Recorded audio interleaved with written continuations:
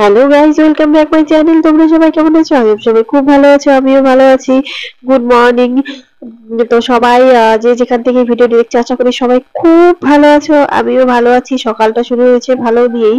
সকালে আমি দেখো সবকিছু উঠলাম। এদিকে আমার বরমশাই হচ্ছে বিছানা ঠিক করছিল, আর এদিকে আমি রান্নাঘরে চলে এসেছি, কারণ আজকে 3 দিন পরীক্ষা আছে ওই জন্য। আর সকাল থেকে ভালোই যাচ্ছিল বা ভালোই ছিল, মুডও ভালো ছিল।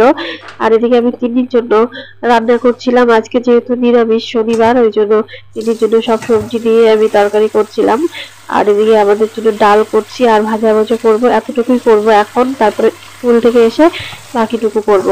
আর পরীক্ষার তিনটি যেহেতু খুব, আর তাছাড়াও আমার শরীরটাও ভালো যাচ্ছে না, সর্দি জ্বর হয়েছে, ওই জন্য একটু উঠতে দেরি হয়েছে। আজকে আমি উঠেছি 8টার সময় ঘুম থেকে।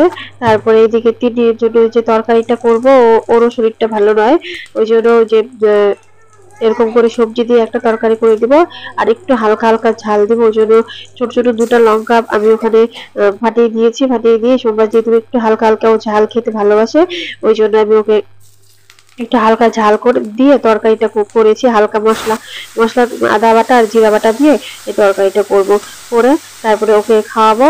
আর আমার তো মানে কি বলবো, আমি যখন ভয়েস দিচ্ছিলাম আমার প্রচন্ড, তখন অলরেডি ঘটনাটা ঘটে গেছে, যেহেতু আমি সন্ধ্যের পরে আমি ওই এডিটিংটা করছিলাম ওই জন্য।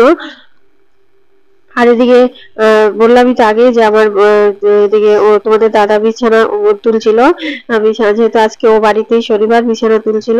তারপরে আমি তিন্নিকে খাইয়ে দাইয়ে আমি একটুখানি খেয়েছি, খেয়ে স্কুলে চলে এসেছি। আর তিন্নি এদিকে পরীক্ষা দিতে ভিতরে ঢুকেছে, আর এদিকে আমরা সবাই মিলে আড্ডা মারছি। আর তখনও কোনো ভালোই ছিলাম, খুব মানে কোনো কিছুই, তবে একটু শরীরটা খারাপ ছিল, তবে বেশ ভালোই ছিলাম, কোনো কিছুই খারাপ কিছুই হয়নি। তারপরে যা ঘটেছে বাড়িতে এসে বিকেল থেকে ঘটেছে।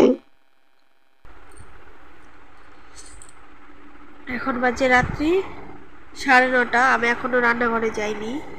আর আজকে আমার মনটাও ভালো নেই, শরীরটাও ভালো নেই, প্রচণ্ড সর্দি লেগেছে, জ্বরও এসেছে, শরীরটা খুব খারাপ।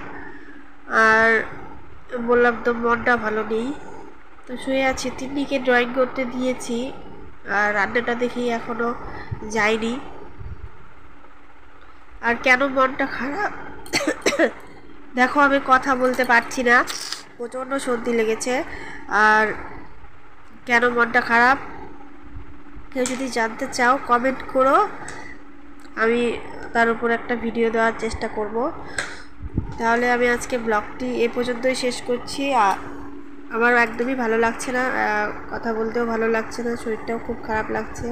আর মনটা তো খারাপই, মন খারাপ থাকলে শরীর খারাপ থাকবেই, মানে মনে হবেই। আর যদি মনটা ভালো থাকে শরীরটা কিন্তু অটোমেটিকলি মানে ভালো হয়ে যায়। তাই সব কিছুই মনের উপর, মনটা ভালো থাকলে সব কিছুই শরীরে মানে এনার্জিও চলে আসে, সব কিছুই ভালো ভালো লাগে। আর মন ভালো না থাকলে কোনো কিছুই ভালো লাগে না।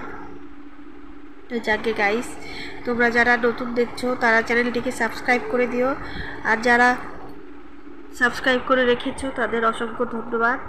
তো আমি এখন কি করব আমি নিজেও জানি না, আমি রান্না করব না কি করব আমি জানি না এখনও। তবে এটাই বলতে পারছি যে এখন আমি শুয়ে আছি। তো গাইস, গুড নাইট, তোমরা সবাই ভালো থেকো।